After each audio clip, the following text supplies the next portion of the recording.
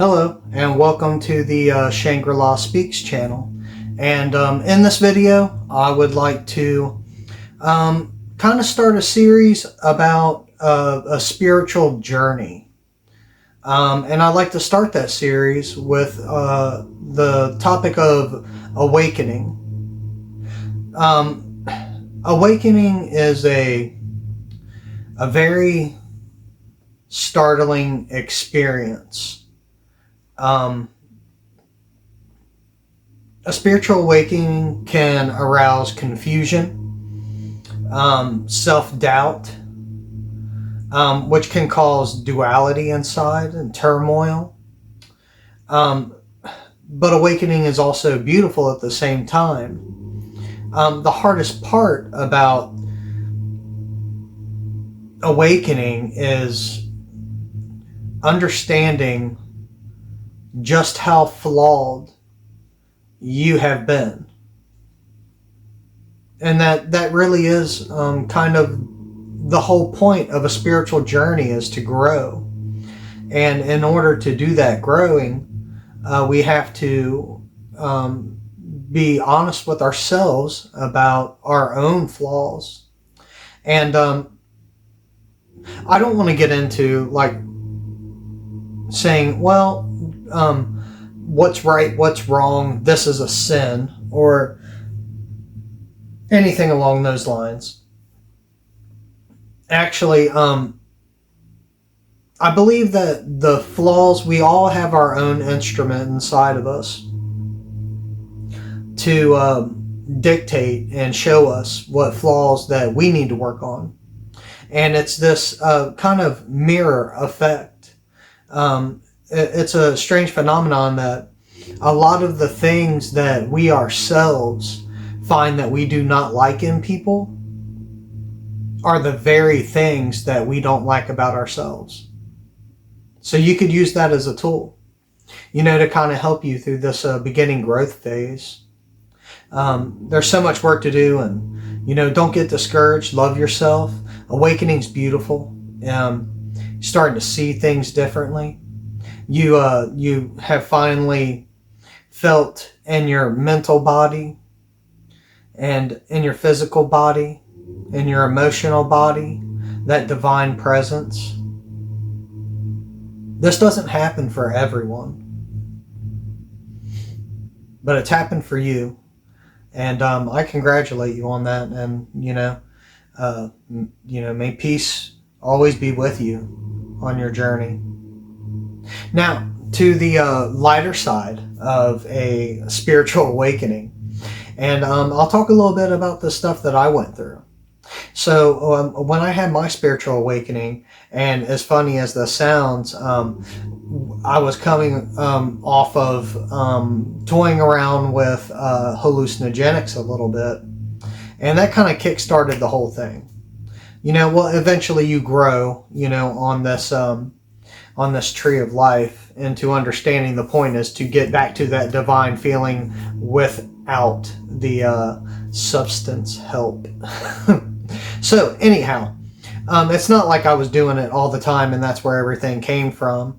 In those periods in between, there was a lot of epiphanies, a lot of understandings, a lot of downloads that I received during my initial awakening, and it really threw me for a loop. And it was a lot of fun as well, because I remember being able to tap into my intuition, and it was a great feeling of... So you remember in The Matrix where the kid's trying to get Neo to bend the spoon, and the kid's like, there is no spoon. That's a pretty close description as to how I felt about this newfound sense of intuition. We would even play games with it. I kind of picked up the nickname Shangri-La during this time of my awakening. And it's always stuck with me. My name is Shane, so it's kind of close. And those were the kind of little synchronicities that I picked up on during this time. But anyhow, we would play this game called Find the Shangri-La. And then, like, I would go and I would hide behind something while everyone wasn't looking, and then they would turn around and try to channel their intuition to pick out what I was hiding behind. And we had so much fun doing that, and you would be surprised how many times they got it right the very first time. It was a lot of fun. But anyhow, also like all these synchronicities that I started to pick up on. And, that whole awakening process felt like it gave me purpose. And that purpose carried me through a lot of tough times. Carried me through a lot of heartache. And, as hard as it was on my mental body to go through that awakening, and at times I really did feel like, oh man, I'm losing my grip here, how deep does this rabbit hole go? Because so much of what I thought about the world was, not coming from the place I thought it was coming from. It wasn't coming from me. It was coming from this programmed reaction sense. And I wanted to tear that all down and rebuild. It was a long journey. It's been a long journey. I don't think it ever really ends until you cycle into the cosmic divine. And even then, I believe that if you haven't reached that pinnacle, that you come back and we keep learning, we keep growing. And I believe that's so beautiful. But anyhow, to get back to talking about going through a spiritual awakening, this is the advice that I have. Take your time with it. I know that it's very exciting, and that you may feel like you just want to share every single new idea, you've been knocking on the door somewhere inside yourself and it is finally opened. And I know you want to share all these downloads that you're receiving. But I have to be honest with you. Think of them as spiritual currency. And instead of verbally sharing them, start acting upon them. So that way, instead of spending the knowledge, you're actually using it and investing it to create more goodness for yourself. I have a video on spiritual currency that is in a playlist of like thoughts, notions, and introspection on this Shangri-La Speaks channel. And if you want to, you could check that out and kind of see what I mean by spiritual currency. It's a pretty good way to kind of relate, what's going on inside with the law of Amra, which is the law of giving and receiving. But anyhow, my advice is just take your time with it, and enjoy the downloads. Keep looking, keep searching. I know it's high intensity when you first go through your awakening, so enjoy it. And I kind of want to say welcome to the club, because what's happened here, and I'll describe it using the Kabbalic tree of life here for a moment. You've passed from this 10th spear of Malkuth, which represents the physical reality. You've passed and you've graduated up to the 9th spear of Assad. That 9th spear represents the astral body.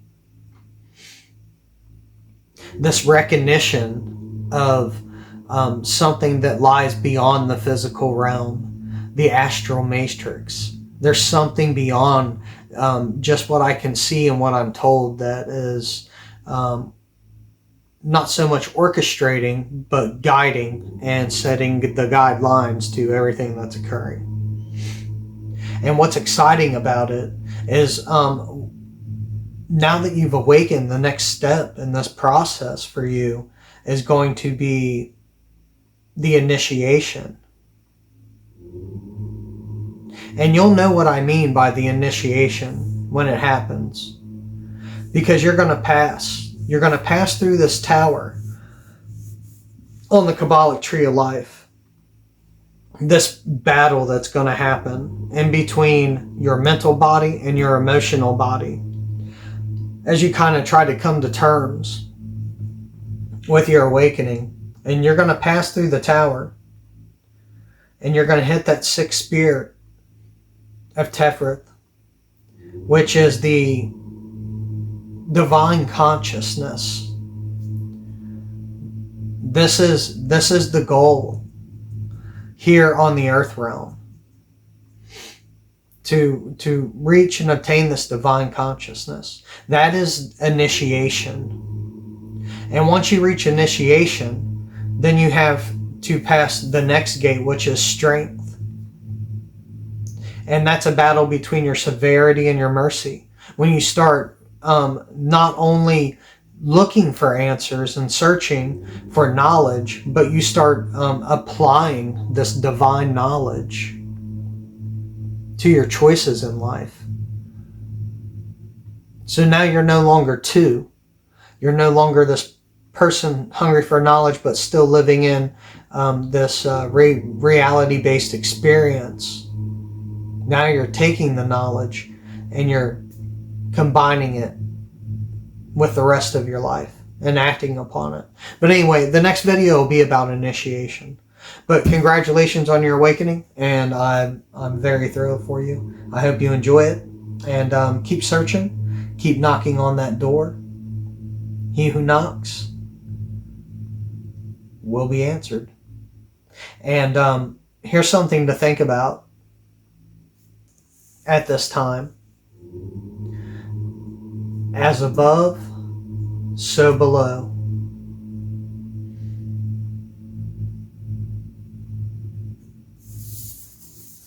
And as below, so above. All right. Enjoy your awakening, and I'll see you on the next video. It'll be about initiation. You have a good time, and if you enjoyed the video, like and subscribe. That'd be great. It'll keep you up to date for when the next video comes. It'll probably throw it in your feed or something like that. So I wish you peace, wish you all the best, and keep looking. Like I said, have a good one. Bye.